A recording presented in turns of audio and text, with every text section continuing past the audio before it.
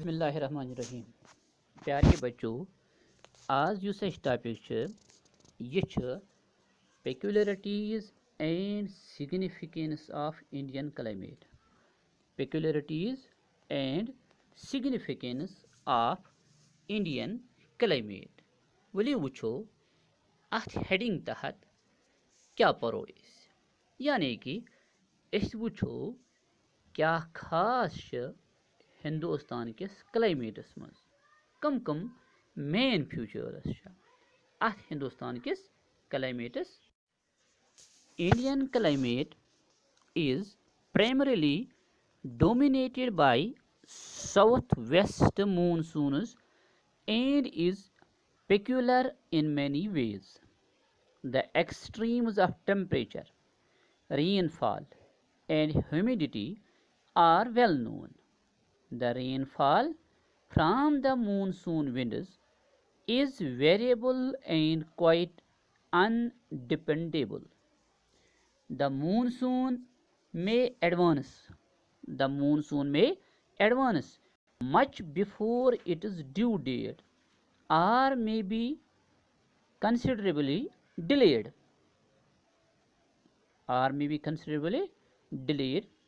Further, the amount of rainfall may be more than the normal.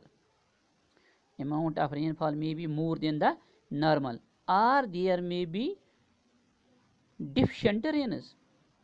Some parts of the country may be facing the fury of floods due to heavy rains, while the other parts may be reeling under drought conditions due to scanty rainfall.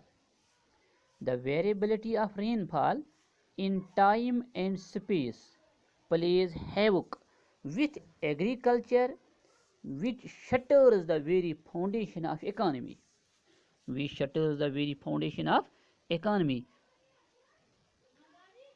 In a predominantly agricultural country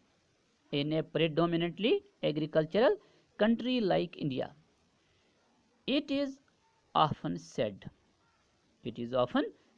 that Indian budget is a gamble in the monsoon. In fact, monsoon is the pivot upon which the whole economic life of India swings. Monsoon is the pivot upon which the whole economic life of India swings. Nowhere else in the world so many people over so vast a land are so intimately wedded to the monsoon regime as they do in India. Another peculiar feature of the Indian rainfall is that it is concentrated in a few months of the year. Of the country's total rainfall, about 75% is received in the monsoon months. 75% of rainfall is received in the monsoon months.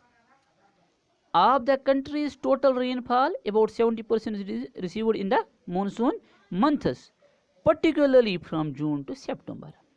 13% comes in the post-monsoon season.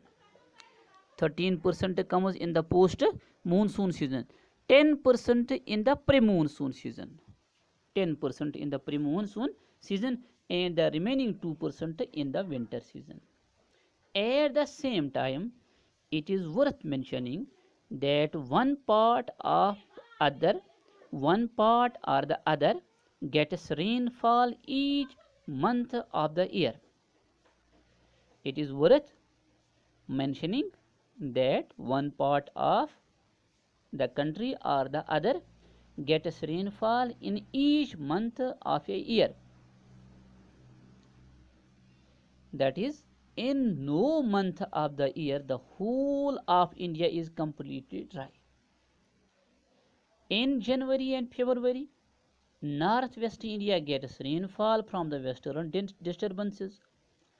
In March, thunderstorms start influencing Assam and West Bengal, and give occasional pours till the arrival of the monsoon in June. Rainfall by southwest monsoons continue till the withdrawal of the monsoons. Coromandel coast receives rainfall by the northeast monsoons in the winter season. It has already it has already been mentioned that the distribution of rainfall in India is very uneven. Distribution of rainfall in India is very uneven.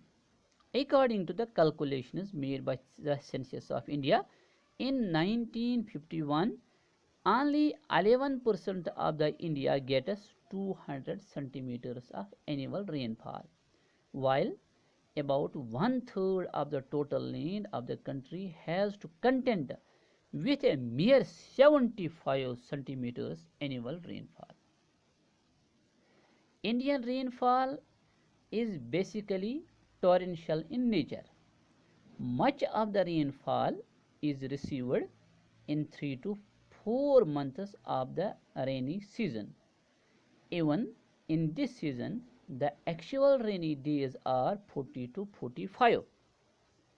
Actual rainy days during this season are only 40 to 45 days.